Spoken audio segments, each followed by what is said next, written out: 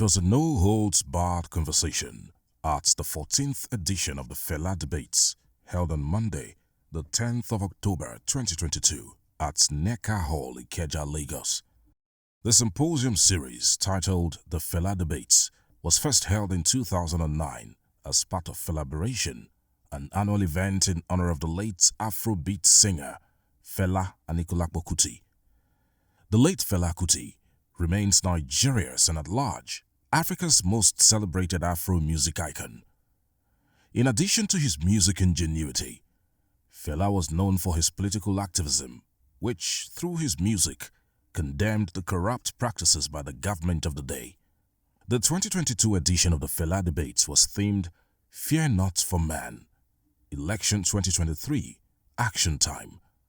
The Catholic Archbishop of Sokoto Diocese, Bishop Matthew Kuka, who attended virtually, led a set of speakers including former Deputy Governor of the Central Bank of Nigeria, Professor Kingsley Moghalu, media entrepreneur Kadaira Ahmed, spokesman for the Northern Elders Forum, Dr. Hakim Baba Ahmed, and Femi Falana, SCN, who all gave their impassioned views regarding Nigeria's political sphere, even as the country prepares to elect new leaders in 2023.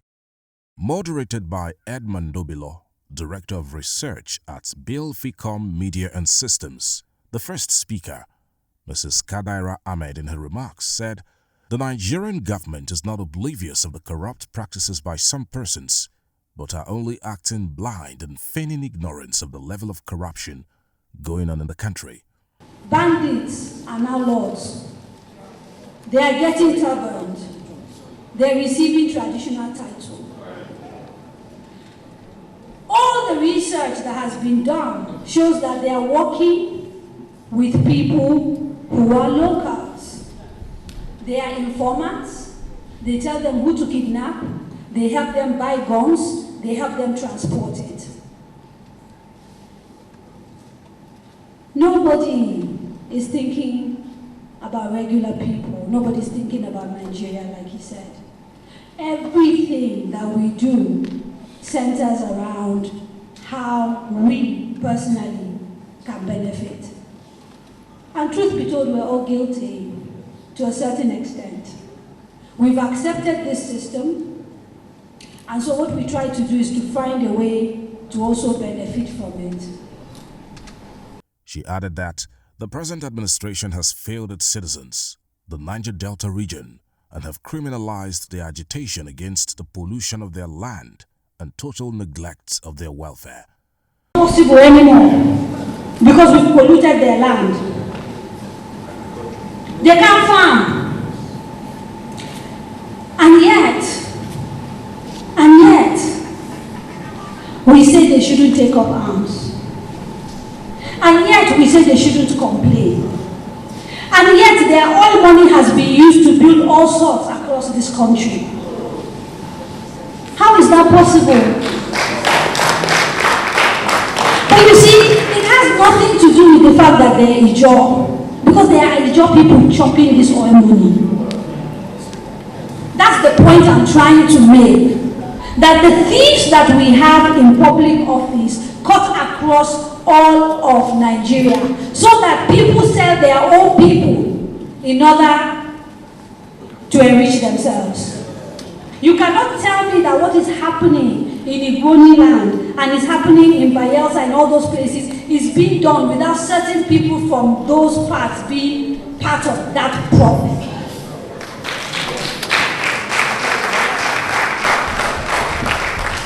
In Zamfara, my state. Professor Kingsley Moghalu, on his part, said the narratives being churned out by the political elites in Nigeria have been successfully used as a divisive tool for ethnic and religious bigotry. Professor Moghalu said in order to get it right in 2023, Nigerians must vote in a president who can provide national security, develop the country, improve the economy, and manage its foreign affairs. So the point is that we are not necessarily as divided as we think we are in this country. What has happened is that we lack unifying leadership. We lack what Carter has identified as unity of purpose. And in 2023, we should be looking for a leader that will begin or rediscover the task of unifying this country and giving it a unity of purpose. Despite diversity of religion or ethnic, it is possible for Nigeria to be united by something that rises above the things that divide us. That is what builds great nations, and it's called a world view. To use a big grammar. Look at every country of the world. The United States, France, Britain, India, China. Look at every country that has been successful. Every such country has a world view, a philosophical foundation that drives it. Bishop Matthew Kukah, in his remarks, said, "What has been practiced in Nigeria is a ceremonial government and not true democracy." He also called for urgent steps against the issue of security in the country, saying it's a major issue that has to be resolved. Anybody seeking to govern Nigeria after about the consequences of not being able to manage diversity properly, about the consequences of leading people and making promises that politicians shine their eyes. Because these elections, like every other elections in Nigeria, have created a lot of anxiety. It is important, and I'll just make 2 or 3 quick points, and then I will end. It is important for us to understand that all citizenship must be the most important agenda for all of us. We need a country where all of everybody can feel sufficiently comfortable, because the business of God. Dr. Hakeem Baba Ahmed, who is the elder brother to vice presidential candidate of the Labour Party, Dr. Dati Baba Ahmed, said President Muhammadu Buhari's administration has failed in its promises to Nigerians, saying it was a big mistake voting President Buhari in 2015. According to him, the 2023 election is another opportunity to get it right, or lament for another 8 years. For the Southeast, where are the voices of reason, where are the voices of leadership that should say this is the direction where we want the East to go? They're quiet. Who decides what happens on the streets in the Southeast? Who decides whose voices do we hear? There are voices of the redentists, there are voices of crime and violence. Why don't they teach young people history if they knew that? They knew that we're focused on redentism. We paid a huge price, and when I say we, I don't just mean the Igbo. Everybody paid a huge price. Thousands and hundreds of thousands of people died from the north, from the southwest, from the east, in a war that was entirely avoidable. Why don't you talk about the history of the genesis of this? We don't want to fight another war. The Igbo elite has let the Igbo down because they left the streets to speak for the interests of the Igbo. And if they will not speak up, and the only voices you hear is those of the people who are saying, stay at home on Mondays, don't go out, and people stay at home and go out, you assume there's a consensus that people want to leave the country. And we would not draw boundaries between the interests of the people and the interests of Northerners. It's the same interest. What happens in the Southeast is of interest to us, and we will not apologize for that. Mr. Femi Falana, on his part, urged the panelists to mirror the ideologies of the late Fela Kuti, who did not promote or speak of ethnic differences, but the things which mattered, like oppression of the poor and what he termed authoritative stealing by politicians. Femi Falana also highlighted issues of Nigerian politics and its effects on its citizens. Let's stop talking about this ethnic thing. Let us talk about poverty, right to education for our children, access to health, good roads. When you get to the market, nobody asks about your religion. And you know, Fela had that beautiful song. I can't remember now. No. I think it's that one. He said he was planning to go to the market. No. Structural adjustment program. Fella said he was planning to go to the market. After he had done his plan and he wanted to go to the market, government plan came and everything was scattered. And that is what is going on now. Please, the last one, and I beg you, all of us, particularly the elite, we are not ashamed that the Nigerian currency is one of the worst in the world today. Even Cotonou Sefa is now higher than the Naira. Yes. Now, please, what do? We all gather here. Many of us have changed our money in the bank to dollars. Oh yeah. You are not aware there are certain schools in Nigeria that they charge dollars. Some houses in Ikoyi, Maitama, they charge rents in dollars. So everybody is looking for dollars. Even now in Abuja, to bribe now, they no longer take naira. You bribe in dollars. Now, please, all of us must sit down. Is this the country we want for ourselves? For delegates, you bribe delegates in dollars. Meanwhile, Section 20 of the CBN Act, Section 20 says the legal tender in Nigeria shall be naira and kobo. The event also featured questions and comments from members of the audience, as each proffered solutions to the myriad of issues facing the country across sectors. The event was brought to an end afterwards. The annual Festival of Music and Arts, in line with the celebration of the life, times and legacy of music icon Fela Anikulapo Kuti, also known as Felabration 2022, with the theme Fear Not for Man, entered its second day on Tuesday, the 11th of October 2022. It was a vibrant music concert attended by music lovers from different parts of Nigeria and the world.